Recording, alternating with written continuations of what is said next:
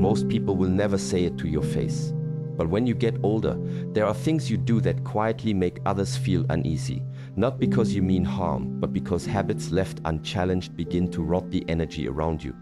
These are not the illnesses of the body, they are the illnesses of behavior. No one wants to tell the elderly they've become too loud, too negative, too stubborn, too unaware. But if you carry these habits into your final years, they won't just push people away, they will strip you of peace, clarity, and dignity. In this video, we will speak about the 12 behaviors that slowly turn people into shadows of themselves. And the last one may be the hardest to admit, but the most important to fix. Stay until the end, because the final truth may save more than just your reputation. It may save your spirit. Habit number 1, the unrelenting cycle of complaints. We've likely all encountered this. It's the interaction pattern where almost every conversation seems inevitably dominated by negativity. It might start with a detailed account of physical aches and pains, which are often very real. Let's acknowledge that, but then seamlessly transitions into complaints about the weather, the rising cost of living, the incompetence of politicians, the perceived flaws of modern society, the way things were supposedly superior back then, or the myriad ways younger generations are supposedly failing. While venting is a perfectly normal human release valve, and sharing struggles can be a way to seek connection or support, when complaining becomes the primary, almost exclusive mode of communication, it places an enormous burden on the listener. It shifts the dynamic from a potential exchange to a one-sided emotional offload. The person listening starts to feel less like a conversation partner and more like an emotional receptacle, tasked with absorbing a constant stream of negativity without receiving much warmth, positivity, or genuine interest in return. Over time, this becomes profoundly draining. People naturally gravitate towards interactions that feel balanced and uplifting, or at least reciprocal. When faced with relentless negativity, they instinctively start to protect their own emotional energy. This often translates into subtle avoidance behaviors. Calls might go to voicemail more often, visits might become shorter or less frequent, excuses often flimsy might be made to decline invitations. The person complaining might then feel even more isolated or misunderstood, potentially intensifying the complaints, creating a difficult, self-perpetuating cycle. The deep human element here could be multifaceted: genuine physical or emotional pain seeking an outlet, profound loneliness where complaining is the only perceived way to get attention or interaction, a feeling of losing control in a changing world leading to generalized dissatisfaction, or even cognitive changes affecting mood regulation. The gentle nudge, for someone recognizing this pattern in themselves, involves making a conscious effort to achieve balance. Acknowledging struggles is fine, but actively look for opportunities to inquire about the other person's life, share a positive observation, no matter how small, recall a happy memory, or discuss a neutral topic like a book, a movie, or a pleasant event. For those interacting with someone caught in this cycle, gentle redirection can sometimes help. "I'm sorry you're dealing with that pain, Mom. Did you manage to see the neighbor's lovely new garden?" Along with setting kind boundaries around the length or frequency of purely complaint-focused interactions, while still ensuring the person feels heard and cared for overall. It's about finding that delicate balance between validating their experience and protecting your own well-being. Habit number 2, the TMI tsunami: radical oversharing. Oh goodness, this one can make you squirm just thinking about it.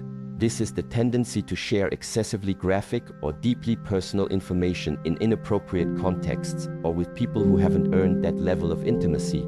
Think detailed descriptions of bodily functions over a meal, overly explicit accounts of medical procedures shared with casual acquaintances, spilling intensely private family conflicts or financial woes onto someone you barely know, or discussing intimate relationship details without considering the listener's comfort level.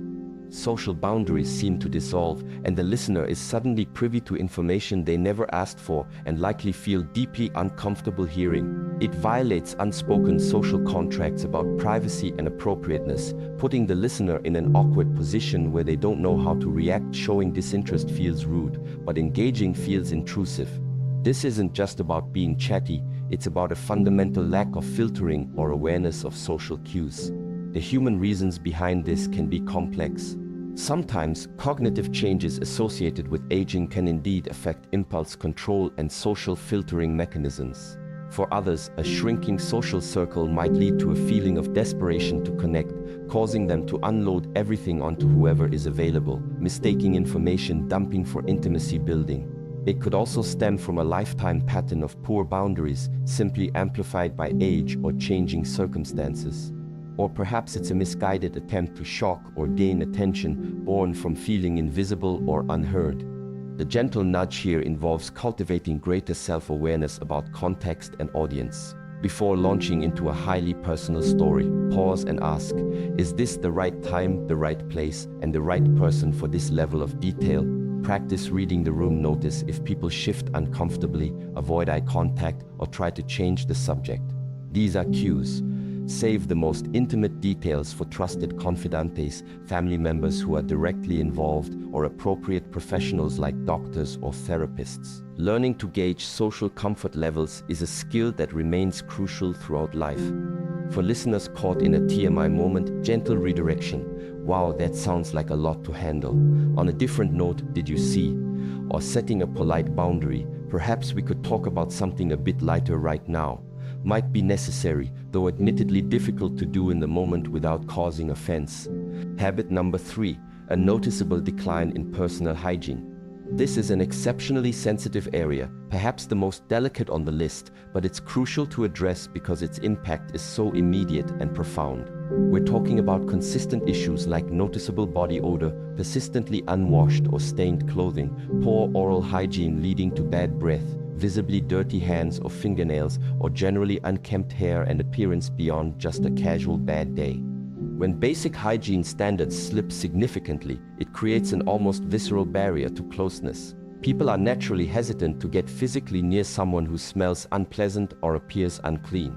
Hugs are avoided, sitting close feels uncomfortable, sharing a meal can become difficult. It's a powerful non-verbal cue that something is amiss, and it directly impacts social interaction and intimacy.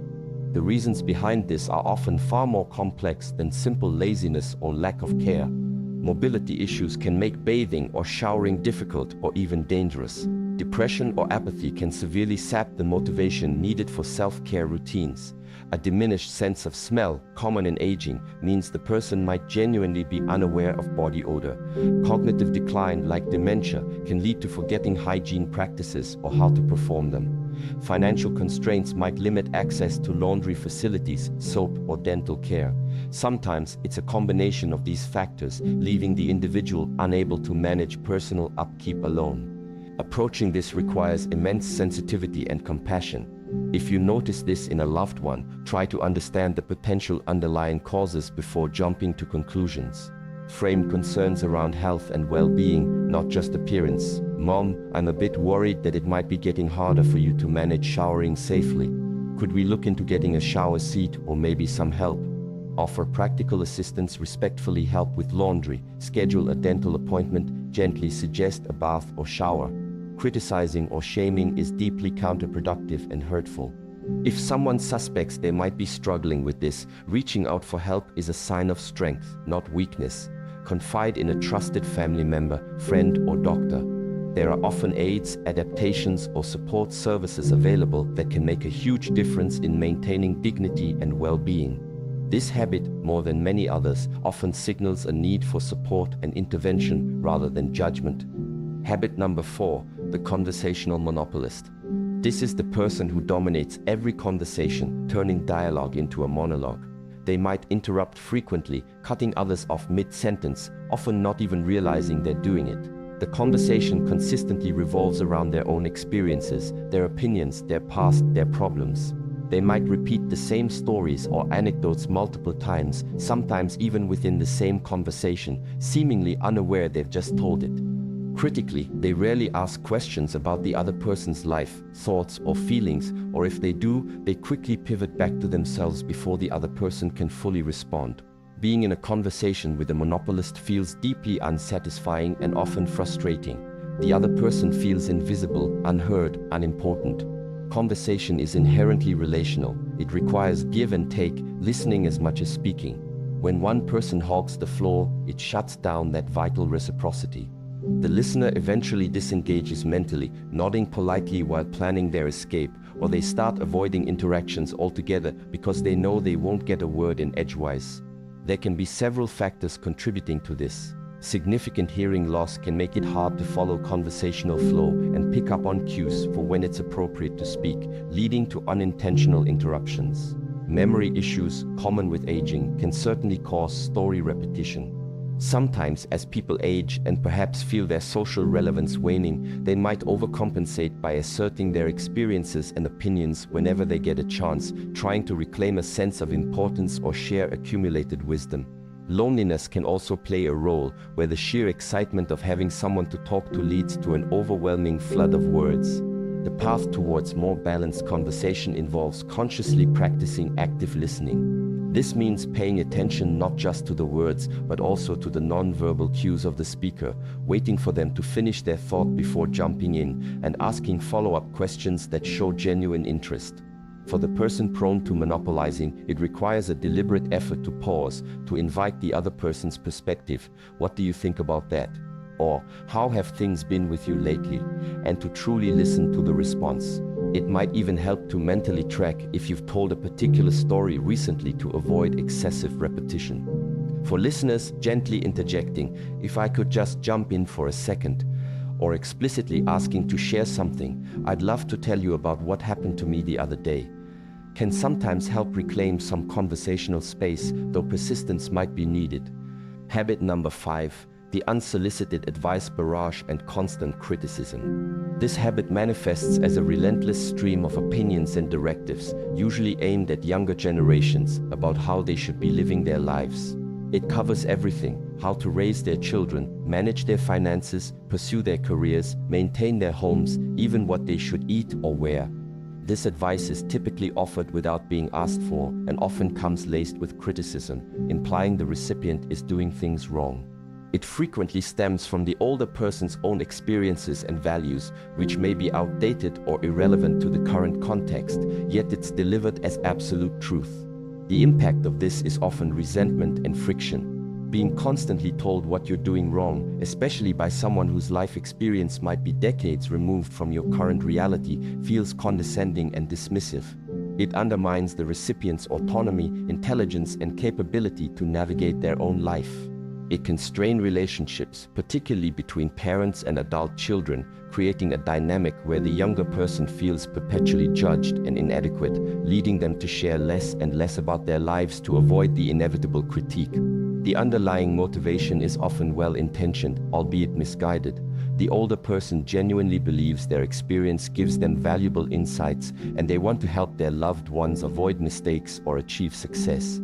They might see it as fulfilling their role as an elder or parent. Sometimes it stems from a need to feel useful, relevant, or still in control, especially if other areas of their life feel diminished. However, the delivery and lack of solicitation are key problems. A more constructive approach involves waiting to be asked for advice. If offering it proactively, phrasing it gently, and as a suggestion, not a command, makes a world of difference. "You know, something that really helped me when I was juggling work and kids was X. Maybe that's something to consider." Or, "I wonder if looking into Y might be helpful." Crucially, it involves respecting the other person's right to make their own choices, even if those choices differ from what the older person would do. Offering encouragement and support, "That sounds challenging, but I know you'll figure it out," is often far more valuable and relationship enhancing than criticism. Learning to trust that younger generations are capable, even if they do things differently, is key. Habit number 6. The get off my lawn syndrome, stubborn resistance to change. This is characterized by a pervasive negativity towards anything new or different, coupled with a refusal to adapt. It manifests as constant complaining about technology. They won't even try to learn, like smartphones, online banking, or video calls, grumbling about societal shifts or cultural changes, dismissing new ideas or trends as inherently stupid or pointless, and rigidly adhering to old ways of doing things, even when those ways become inefficient, difficult, or isolating. This resistance isn't just about preferring the familiar, it's an active, often vocal opposition to the evolving world around them. This stubbornness can be incredibly frustrating for family and friends who are trying to help, connect, or include them. Trying to explain how a simple app could make their life easier is met with dismissal. Arranging a video call with faraway grandchildren becomes an ordeal. Helping them navigate necessary online forms feels like pulling teeth. It can also lead to the older person becoming increasingly isolated, cut off from modern communication methods and conveniences, and potentially vulnerable if they refuse to adapt to new safety or financial systems. Their world shrinks and their interactions become limited to those willing to operate entirely on their old terms. From the human perspective, change can be genuinely daunting, especially rapid technological change. Learning new skills can feel overwhelming, and cognitive changes sometimes make acquiring new information more challenging. There can be a fear of scams or making mistakes. More deeply, it can feel like the familiar world they understood and mastered is slipping away, leading to a defensive posture against the new world replacing it. There might also be a sense of pride involved, not wanting to admit they need help or can't figure something out. Fostering a more adaptive mindset involves encouraging gentle curiosity rather than outright rejection. It doesn't mean embracing every new fad, but being willing to try things that offer clear benefits, like learning basic smartphone skills to see photos of grandkids or using online grocery delivery if mobility is an issue. Accepting help gracefully when offered is also important. Focusing on the positive outcomes of adapting, think how wonderful it will be to see their faces when we video call, rather than dwelling on the difficulty of learning can make a difference. For family members, patience is essential, as is breaking down new skills into very small, manageable steps and celebrating small successes. Sometimes acknowledging their frustration, "I know this feels complicated at first," before offering help can also make them more receptive. Habit number 7, excessive clinginess and emotional blackmail guilt trips. This habit involves an intense need for constant attention and reassurance, often manifesting as demanding behavior and the use of guilt to manipulate loved ones. This might look like multiple check-in phone calls throughout the day for no specific reason, expressing disappointment or hurt if family members are busy with their own jobs, families, or social lives, making comments designed to elicit pity or guilt. "I guess I'll just be here all alone then. No one seems to have time for me anymore," or becoming visibly upset or withdrawn if plans need to change. It creates a dynamic where loved ones feel constantly obligated, unable to live their own lives without feeling they are neglecting or hurting the older person. This behavior places immense strain on relationships. Caregivers and family members can feel suffocated, resentful, and eventually burned out by the constant emotional demands. The guilt can be corrosive, making interactions feel like obligations rather than choices, which ultimately damages the quality of the connection. Ironically, the clinginess designed to keep people close often ends up pushing them away emotionally, even if they maintain physical contact out of duty. The root cause of this behavior is almost invariably profound loneliness, a deep-seated fear of abandonment, anxiety about declining health or independence, or a genuine, unmet need for more social interaction or practical support than they currently have or know how to ask for directly. Guilt becomes a tool, often unconsciously wielded, to try and ensure their needs are met when they lack healthier coping mechanisms or communication strategies. Addressing this requires a two-pronged approach. For the older person, finding ways to broaden their social circle and cultivate independent interests is crucial. Joining seniors groups, pursuing hobbies, volunteering, learning to communicate needs directly and clearly. "I'm feeling a bit lonely, could we schedule a coffee this week?" is far more effective than relying on guilt. For family members, the key is setting loving but firm boundaries. This means being clear about availability.